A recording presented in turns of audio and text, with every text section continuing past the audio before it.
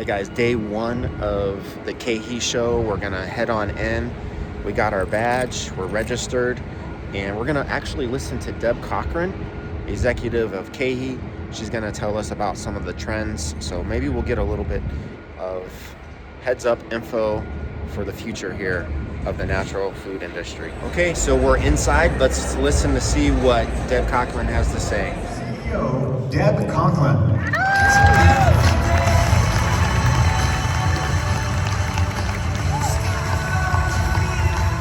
This is the largest attended KEHE show of all time. And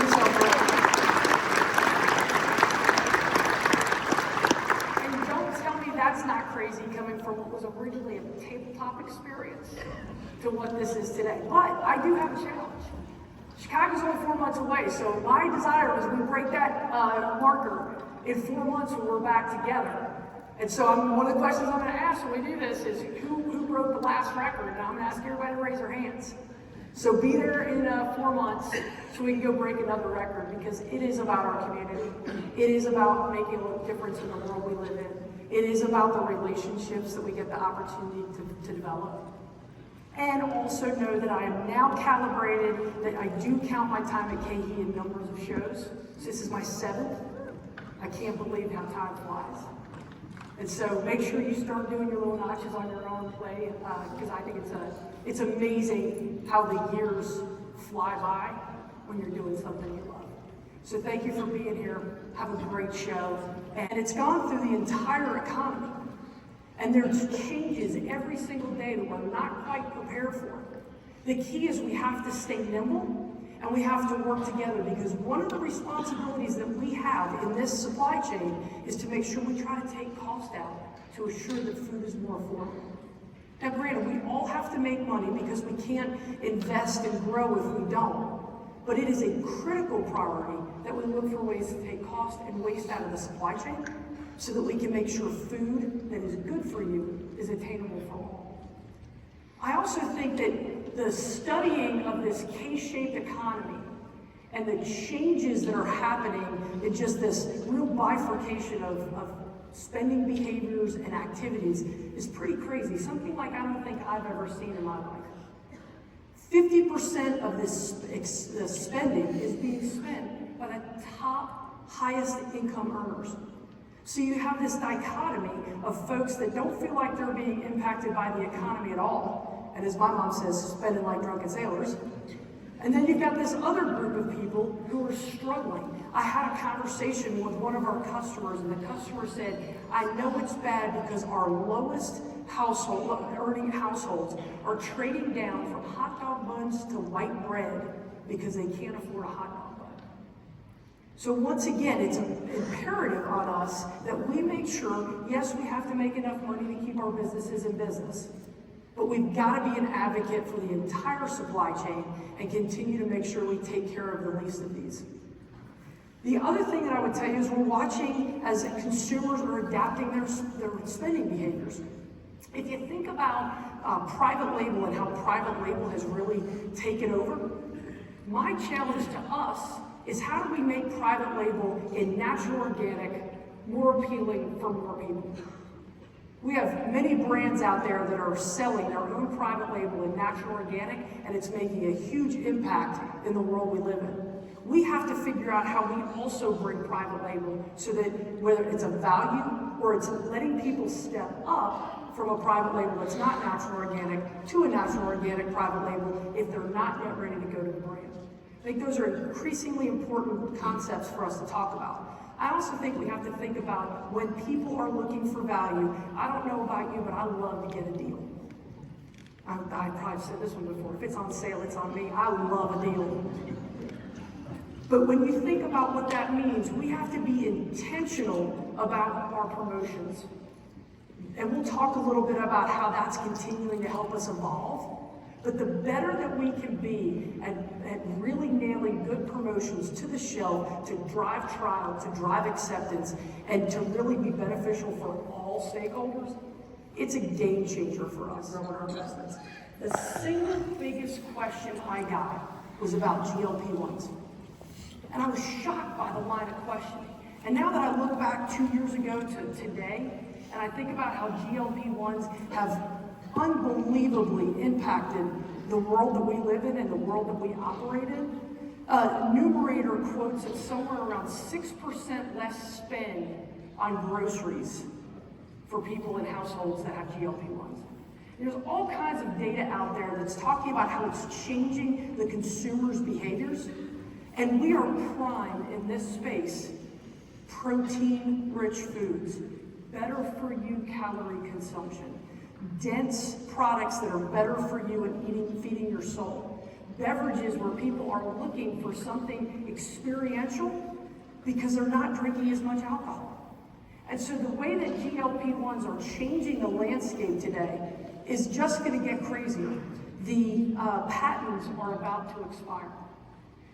The accessibility of the drugs associated with pill form instead of a shot is going to change the way consumers use GLP-1s, and it's going to change the way that our industry benefits for more and more people deciding that they care about what they put in their body and that it matters.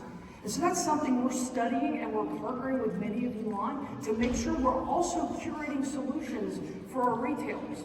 Because your consumers coming in looking for solutions, and we need to be there to partner with you. If I've learned nothing else in my 3 years that I've been here at KEHE, is that we are not a distributor. We are a curator of brands and solutions. We just happen to be a distributor in order to facilitate that most impactful part of what we do. But no, that is really what I think makes KEHE different, is because we're not me people, we're we people. We want to make the world we live in better. So with that, the show is open. Welcome.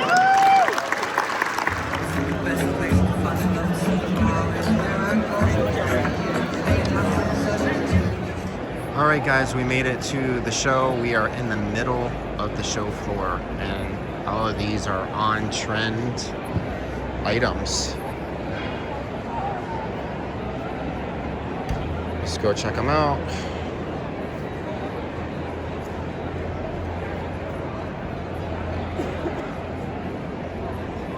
Gouda tomato rosemary dip. Chris's Foods. Ooh, look at this.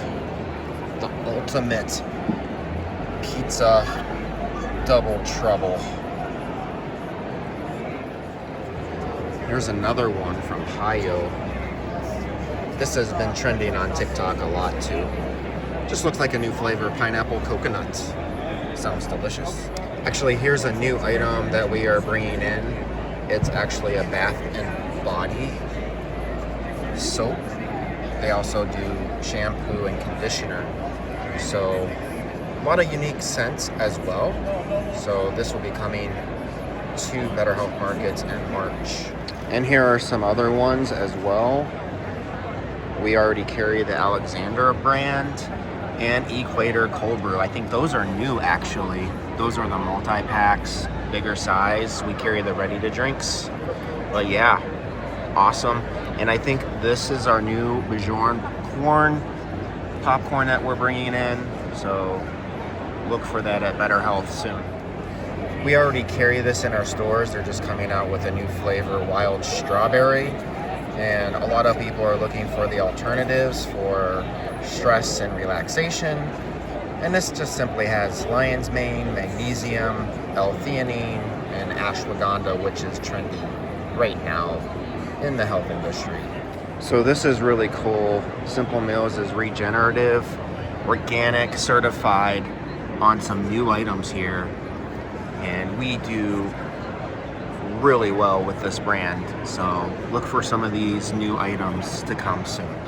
Another big thing that's been trending right now is regenerative organic and being certified. A lot of these practices. And then we got, so let's see what some of these brands are. It hasn't really hit the Midwest just yet. So let's look at some of these brands. One of them is, there's a new brand, Wild Oats. Regenerative, organic, certified, free range. Wow. So I think it would be good just to kind of take a step back and talk about how we do this. So essentially, at the end of each year within KEHE, we come together and we look at lots of different data resources. We're looking at category trends. We're looking at shopper behavior. We're attending, our KEHE shows. We're attending external shows. We're seeing all the innovation that's entering the market. So we have a lot of different data points and kind of these different vantage points of what are those main trends that are impacting the industry. So as a team, we come together and we've arrived at 5. So on the screen here, you can see these 5 that we've come to see as those forces that are moving the industry forward. So the first one is return to real. So when we think about this trend, think about simplicity. The consumer is wanting to go back and revert back to natural ingredients, very short ingredient decks, right? There's a large conversation about non-ultra processed foods right now. There's a certification that's going to be coming out. And so the consumer really wants to avoid any sort of artificial additives. So that's what return to real is. There's also a local aspect, wanting to support local communities and purchase local products. As you go throughout the pavilion today, what does that look like? Well, if you look at fats, for example, tallow, right? A return to more natural sources of fat. You'll see snacks or maybe condiments using that as a source of fat rather than seed oils. If you look at sweeteners, going back to maybe an organic cane sugar in a low amount, or replacing some of those artificial sweeteners with a natural honey or natural maple syrup. So all of that you'll see throughout the pavilion. The next one, I don't think I can have a conversation about trends without talking about protein. And we've known about this macro ingredient for years. It's one of the most studied ingredient or nutrients. And it still continues to evolve. The way that it's evolving now is that consumers are looking for higher sources of protein and really going deeper into that supply chain. And then also is being paired with additional ingredients, additional functional ingredients. So there's a lot of discussion around fiber. Deb this morning talked about GLP-1s. Definitely that's being looked at in terms of I should be getting good quality sources of protein, but what are those additional functional ingredients I need to pair it with? So look for that throughout the pavilion. And then the third one is crave the world. So this is another trend. It's been here for a couple of years, but the data is very clear here. Consumers want to see more and more of those international options within their grocery store. And it's moving beyond just the ethnic aisle. So they want to see that entering into snacks, entering into fresh, entering into bakery. You'll definitely see that as part of the pavilion. So I'd say those 3 are most pertinent to the picnic provisions pavilion. That is quite a tongue twister. The last 2 I'll just briefly touch on. Designing wellness is about personalized nutrition. That ties into VMS and HBC. There is a whole discussion. Christine and Elizabeth are going to lead that today, so I encourage you to be here at 1 o'clock to get some more information on that. And then finally, the informed shopper. This is all about information. If you think about the apps, the artificial intelligence, that personalized nutrition leading into an informed shopper, definitely important. So those are our macro trends that you'll see both in the pavilion as well as throughout the show and in the larger industry. And I know you kind of highlighted your top 3. Which of these trends do you think is going to be the most important for driving consumer behavior for 2026? Yeah, I would say that last one, the informed shopper, not that it diminishes any of the other ones, but it only amplifies it. So if you think about a shopper right now, they have just an incredible amount of information. There are apps you can take a picture of your meal and it will tell you how many calories that meal is, right? And if you think about how much protein should I be getting? What types of global flavors should I be trying? All of this information is being fed to a consumer at an even faster rate. And social media is leading that discovery. So I would say that's the one that really amplifies the other 4, and that's going to continue to influence the industry as we go forward. Some liver pâtés, charcuterie, cheeses, so much. All the different cheeses and varieties that they have to offer. For years, but this is Grass-fed not a seed, feta. and that's the part that I'm quite interested in. Sheep's milk cheese.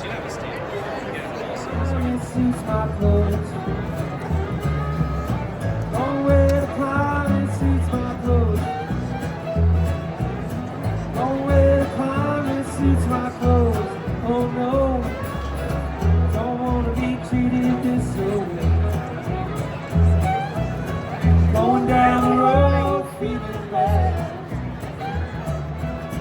Going down the road, feeling bad.